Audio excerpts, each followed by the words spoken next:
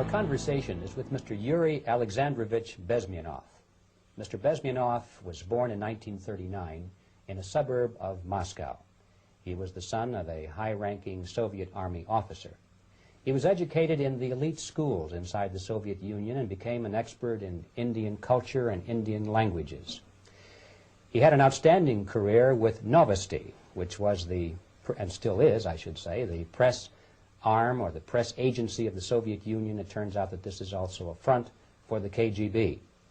He escaped to the West in 1970 after becoming totally disgusted with the Soviet system, and he did this at great risk to his life. He certainly is one of the world's outstanding experts on the subject of Soviet propaganda and disinformation and active measures. When the Soviets use the phrase ideological subversion, what do they mean by it? Ideological subversion is the process which is legitimate, overt, and open. You can see it with your own eyes. All you have to do, all American mass media has to do, is to unplug their bananas from their ears, open up their eyes, and they can see it. There is no mystery. There is nothing to do with espionage. I know that espionage intelligence gathering looks more romantic. It sells more deodorants through the advertising, probably. That's why your Hollywood producers are so crazy about James Bond type of thrillers. But in reality, the main emphasis of the KGB is not in the area of intelligence at all. According to my opinion and opinion of many defectors of my caliber, only about 15% of time, money, and manpower is spent on espionage as such. The other 85% is a slow process which we call either ideological subversion or active measures, активные мероприятия in the language of the KGB, or psychological warfare. What it basically means is to change the perception of reality of every American to such an extent that despite of the abundance of information, no one is able to come to sensible conclusions in the interests of defending themselves, their families, their community, and their country. It's a great brainwashing process which goes very slow, and it's divided in 4 basic stages. The first one being demoralization. It takes from 15 to 20 years to demoralize a nation. Why that many years?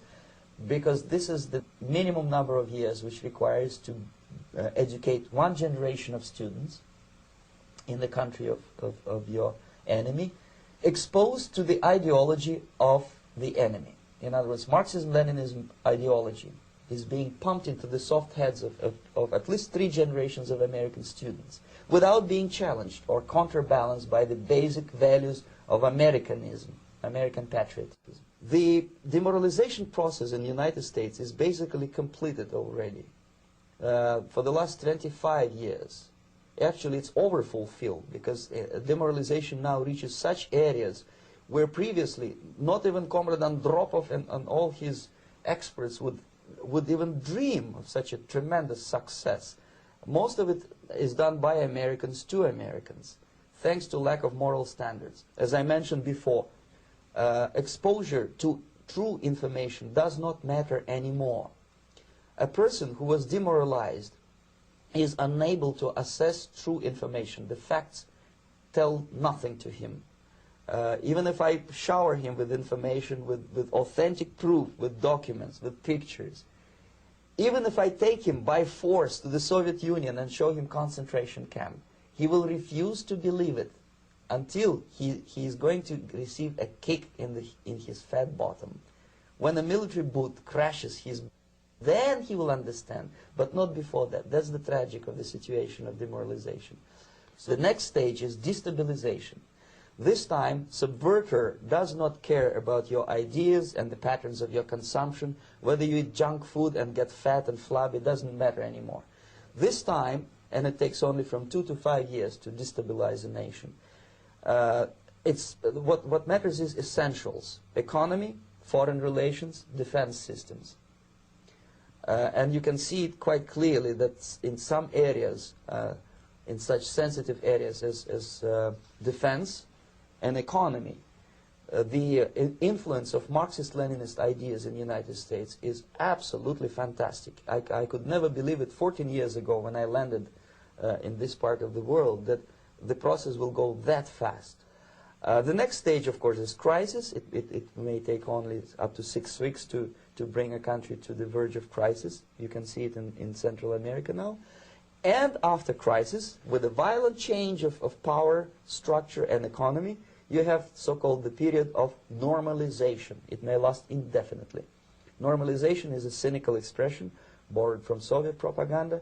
When the Soviet tanks moved into Czechoslovakia in '68, Comrade Brezhnev said, "Now the situation in brotherly Czechoslovakia is normalized." This is what will happen in the United States if you allow all these schmucks to bring the country to crisis, to promise people all kind of goodies and the paradise on earth, to destabilize your economy, to eliminate the principle of free market competition, and to put a big brother government in Washington, D.C., with benevolent dictators like Walter Mondale, who will promise lots of things, never mind whether the promises are fulfillable or not. Your leftists in the United States, all these professors and all these beautiful civil rights defenders, they are instrumental in the process of the subversion only to destabilize the nation. When their job is completed, they are not needed anymore. They know too much. Some of them, when they get disillusioned, when they see that Marxist-Leninists come to power, obviously they get offended. They think that they will come to power. That will never happen, of course. They will be lined up against the wall and shot. But they may turn into the most bitter enemies of Marxist-Leninists when they come to power. And that's what happened in Nicaragua. You remember most of these former Marxist-Leninists were either put to prison or one of them split, and now he's working against Sandinistas. It happened in Grenada when Maurice Bishop was already a Marxist. He was executed by a new Marxist who was more Marxist than this Marxist. Same happened in Afghanistan when first there was Taraki, he was killed by Amin, then Amin was killed by Babrak Karmal with the help of KGB. Same happened in Bangladesh when Mujibur Rahman, very pro-Soviet leftist, was assassinated by his own Marxist-Leninist military comrades. It's the same pattern everywhere. It's divided in 4 basic stages: demoralization, destabilization, crisis, normalization. They will be lined up against the wall and shot, wall and shot, wall and shot, wall and shot.